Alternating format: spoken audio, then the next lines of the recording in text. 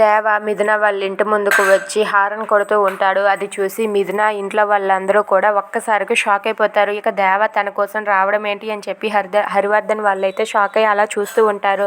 ఇక మిథున అయితే చాలా సంతోషంతో ఉప్పొంగిపోతూ ఉంటుంది. నా కోసం నా భర్త నాకు పుట్టింటికి వచ్చాడని చెప్పి చాలా ఆనందపడుతూ పరిగెత్తుకుంటూ దేవ బండి దగ్గరకు వెళ్తుంది.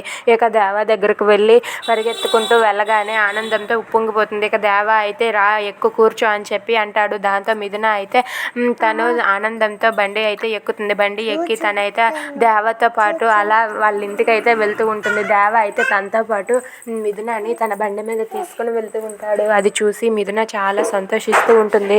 నా కోసం నా భర్త నా పుట్టింటికి వచ్చి నన్ను తీసుకువస్తున్నాడని చెప్పి చాలా సంబరపడుతుంది. ఇక దేవ అయితే మిథునని వాళ్ళ ఇంటికి తీసుకుని వెళ్తాడు.